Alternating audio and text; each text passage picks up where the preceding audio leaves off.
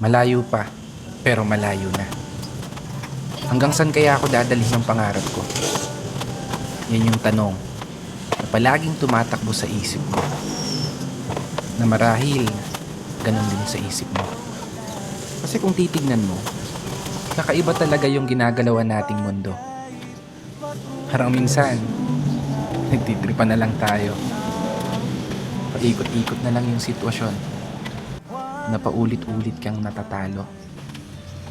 Oo, minsan may araw na panalo ka, pero mas madalas pa rin yung nalilihado. May oras na gulong-gulo yung isip mo, may panahon naman na pumapabor sa gusto.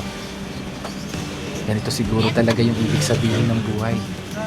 Hindi perpekto ang tempo at lahat nakaayon lamang sa tiyempo. Pero kahit ganon, dapat magpasalamat pa rin tayo. Kasi isipin mo naman, sa likod ng napakaraming beses na pagkatalo mo, eto ka pa rin, nananatiling nakatayo, sinusubukang ipanalo. Bawat laban, ikaw lang yung nakakaalam. Mga pagsubok na araw-araw mong pinipilit lampasan, na sa bawat pagpihit ng kamay ng orasan, taglay mo ang lakas ng loob na hindi mabuntumbasan. Malayong malayo ka na doon sa dating ikaw na nag-uumpisa pa lang. Ibang iba na yung katayuan mo ngayon, di gaya ng nakaraan.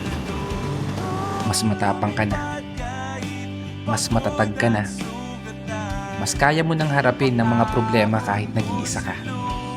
May napatunayan ka na, may naimpundar ka na rin kahit papano.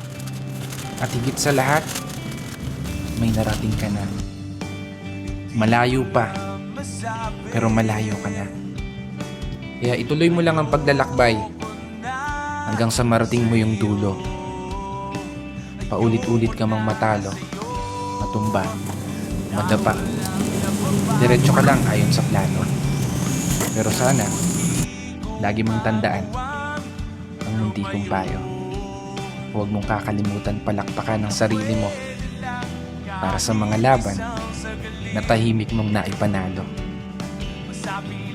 Kaya isang pagpupugay para sa mga taong patuloy sumasabay sa hamon ng buhay.